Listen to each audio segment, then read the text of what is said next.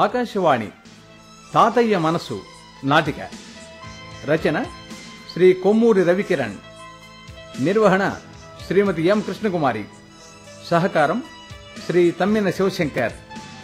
తాతయ్య మనసు నాటిక.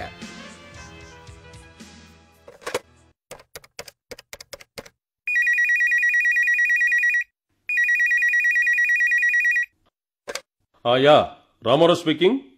బాబూ, రామారావు, నేను ఇండియా నుంచి మాధవయ్యను మాట్లాడుతున్నాను. అబ్బా, చెప్పండి. ఇక్కడ కార్యక్రమాలన్నీ అయిపోయాయి. నువ్వు చెప్పినట్టుగానే అన్నీ చేశాను. మీ నాన్న కృష్ణమూర్తి నేను చిన్నప్పటి నుంచి ప్రాణ స్నేహితులం. ఇప్పుడు వాడికి స్వయంగా నేనే ఈ దహన సంస్కారాలన్నీ చేస్తానని అనుకోలేదు. చాలా బాధగా ఉంది బాబు. ఎవరు చేస్తే ఏమిలేండి. అలా మాట్లాడతావే రామారావు? ఇలాంటప్పుడు కూడా నువ్వు అలా మాట్లాడడం పద్ధతిగా లేదు. కొడుకు కోడలు ఉండి కూడా వాడు అనాథలా వెళ్ళిపోయాడు. ప్లీజ్ మాధవయ్య గారు, ఆ టాపిక్ ఇప్పుడు అనవసరం. ఇప్పుడు దేనికి ఫోన్ చేశారు చెప్పండి.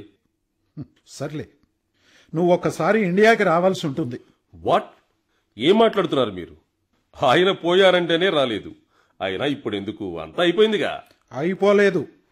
కృష్ణమూర్తి, అదే మీ నాన్న పుట్టి పెరిగిన ఈ ఊళ్ళో ఆ ఇల్లు అలాగే ఉంది. ఇల్లా? నేనేం చేసుకుని దాన్ని? మీరే ఉంచుకోండి.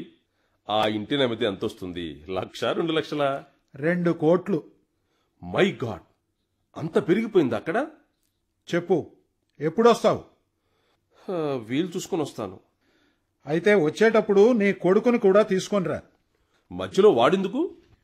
మీ నాన్న వీలునామా ఏమీ రాసి పెట్టలేదు ఇక్కడ. నువ్వు ఆ ఇంటికి ఏమైనా చెయ్యాలన్నా అమ్మాలన్నా నీ కొడుకు సంతకం కూడా ఉండాలి. అందుకే తీసుకురావాలి. అయితే మీరు ఇండియాకి వెడుతున్నారన్నమాట. అంతా విన్నావా? ఆ మాధవయ్య మాటలు వినలేదు. అయినా మీ మాటల్ని బట్టి అర్థం చేసుకున్నాను. ముందు చెప్పండి, వెళ్ళటానికే నిర్ణయించుకున్నారా? ఇప్పటిదాకా నేను వెళ్ళకూడదనుకున్నాను, కానీ వెళ్ళాలి, తప్పదు. ఎందుకు వెళ్ళటం? వెళ్ళొద్దని నేను చెప్తున్నాను. కానీ ఆ ఇల్లు ఎవరికి కావాలి? ఆ బోడిల్లు ఎవరికైనా ముష్టి వేయమనండి. ఏంటి? 2 కోట్ల ఆస్తి ముష్టి వేయమంటావా? 2 కోట్ల? చెప్పు, ఎవరికేమంటావు? ముష్టి? అయితే మాత్రం మీరు వెళ్ళటం దేనికి? ఆ మాధవయ్యనే ఏదో ఒకటి సెటిల్ చేయమని చెప్పండి. నేనే కాదు, మన అభిరామిని కూడా తీసుకెళ్ళాలి. వాడెందుకు? నా తండ్రి ఆస్తి నాకు కాదు, నా కొడుక్కి వస్తుంది. అందుకు ఎలాగైనా మనల్ని ఇండియాకి రప్పించాలని ఇలా చేశాడు. ముసలాడు చచ్చి సాధిస్తున్నాడు. ఇప్పుడు ఏం చేయమంటావు? మీ ఇష్టం వచ్చినట్టు చేసుకోండి, నేను మాత్రం రాను. ఎందుకు డాడీ? మమ్మీ కోపంగా ఉంది. ఏం లేదభి, మనం ఇండియాకి వెళ్ళాలి. ఇండియాలో మనకెవరు లేరుగా డాడీ. తాతయ్య ఉండేవారు, కానీ ఇప్పుడు లేరు. తాతయ్య అంటే మమ్మీ వాళ్ళ డాడీ కదా? తాతయ్య అంటే మా నాన్న. అయితే ఇండియాకి వెళ్దాం.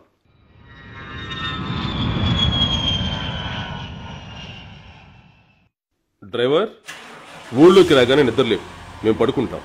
అలాగే సార్. మన ఊరు వెళ్ళడానికి ఇంకా ఎంతసేపు పడుతుంది డాడీ? ఇంకా 4 గంటలు పడుతుంది. సార్, ఊళ్ళోకి వచ్చాం.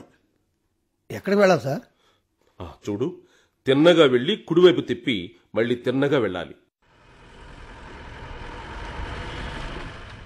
డ్రైవర్, అక్కడ కనపడే పెద్ద మేడ ఉంది చూడు, అక్కడాపు. రండి రండి. ప్రయాణం బాగా జరిగిందా రామారావు? వీడు నా కొడుకు అభిరామ్. అభి, ఈయన మీ తాతయ్యకి ఫ్రెండ్ మాధవయ్య గారు. నమస్కారం తాతయ్య గారు. ఎంత సంస్కారం. చిరంజీవ చిరంజీవ. అభి, ఇక్కడ ఉన్నన్ని రోజులు నువ్వు అడ్జస్ట్ అవ్వాలి. నో ప్రాబ్లం డాడీ, ఇది మా తాతయ్య నిల్లే కదా.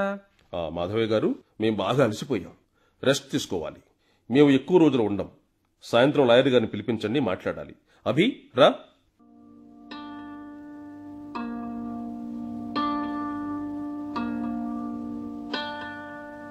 లాయర్ గారితో మాట్లాడాను.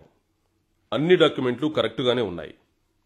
ముందు అభి పేరు మీద ఇల్లు రిజిస్ట్రేషన్ చేద్దాం అనుకున్నాను, కానీ మాకిక్కడ ఏం పని? అందుకే ఇంటిని అమ్మేద్దాం అనుకుంటున్నాను.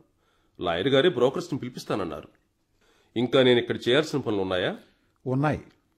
మీ నాన్న అస్థికలు నదిలో కలపాలి.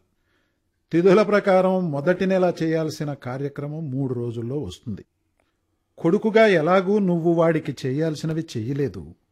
కనీసం ఈ తతంగమైనా నువ్వు చేస్తే మీ నాన్న ఆత్మ తృప్తి పడుతుంది. సరే సరే, ఆ ఏర్పాట్లు మీరు చూడండి.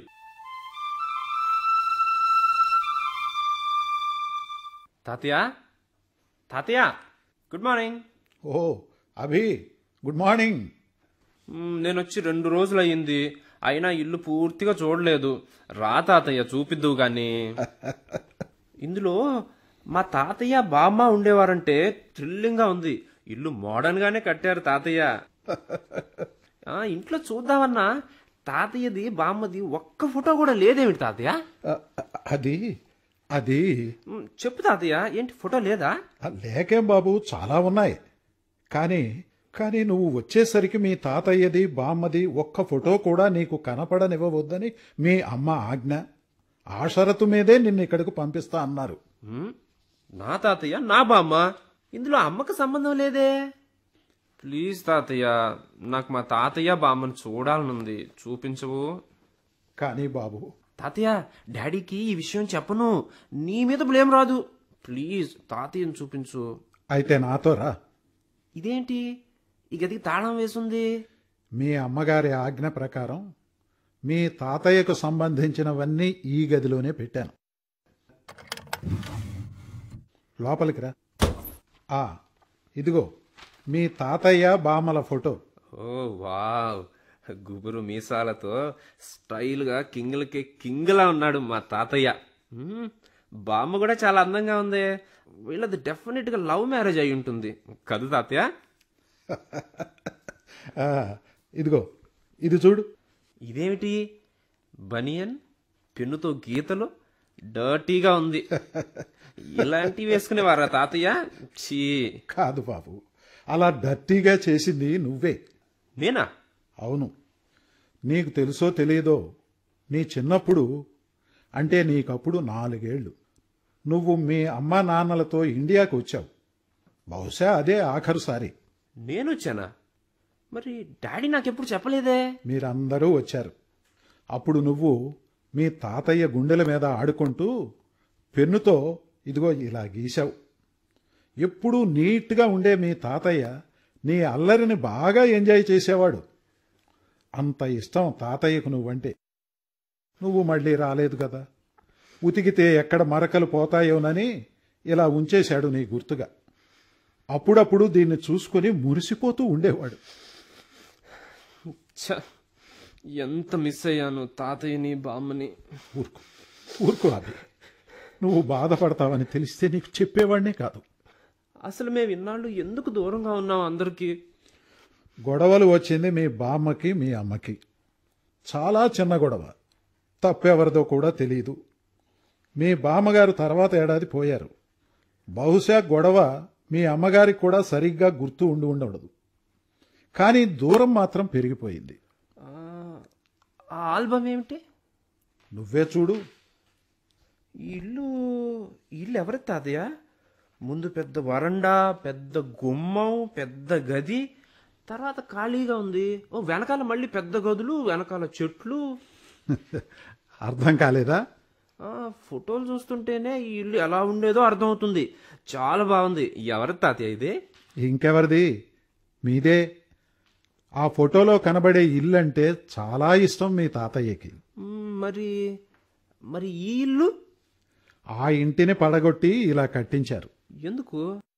అది ఆ ఇల్లు పాతగా ఉందని, సౌకర్యంగా లేదని, అలా ఉంటే అమెరికా నుంచి రావడం కుదరదని మీ నాన్న అంటే మీ తాతయ్య పాత ఇంటిని మార్చి ఇలా కట్టించాడు.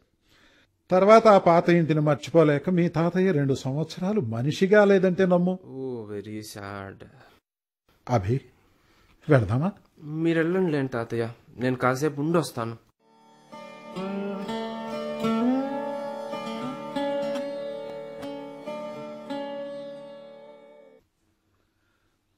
రామారావు గారు, తండ్రి గారిని ఒకసారి స్మరించుకుని ఈ ముద్ద తీసుకువెళ్ళి కాకి పెట్టిరండి. ఇదేమిటి, ఒక్క కాకి కూడా రాలేదు? ఏమిటి డాడీ అలా ఉన్నారు? ఒక్క కాకి కూడా రాలేదనా? అదేం లేదు. అదేం లేదు అభి. అభి, అన్నీ సర్దేసుకో, సాయంత్రం మనం బయలుదేరాలి.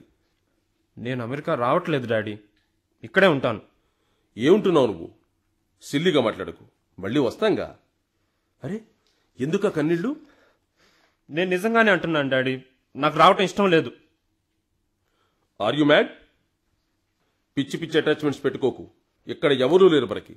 నో, అందరూ ఉన్నారు, ఉండేవారు. నాకు తాతయ్య ఉన్నాడు, బామ్మ ఉంది, ఇంకా చాలా మంది రిలేటివ్స్ ఉన్నారు. అందరినీ మీరే నాకు కాకుండా చేశారు. నేనా?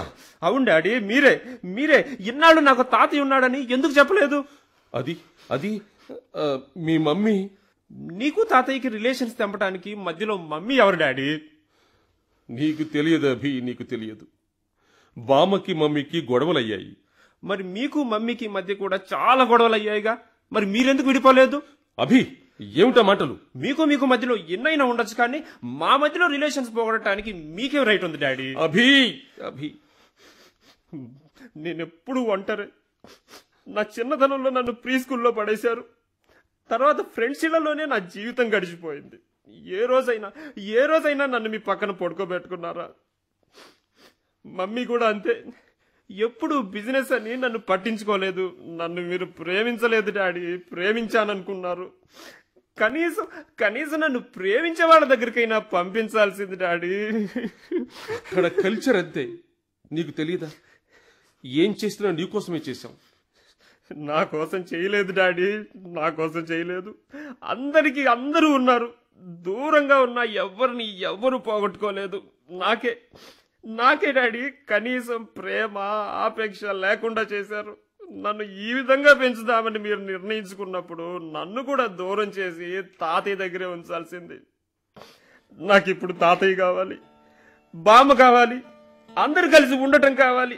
ఏది తెచ్చివ్వండి ఆ రోజులు. అభి ఐఎమ్ సారీ నాన్న, నిన్ను ఇంత బాధ పెట్టాను అనుకోలేదు. ఒక్కసారి కూడా నన్ను ఇండియా తీసుకురావాలని మీకు అనిపించలేదా డాడీ? పాపం ఎంత బాధపడ్డారో కదా తాతయ్య.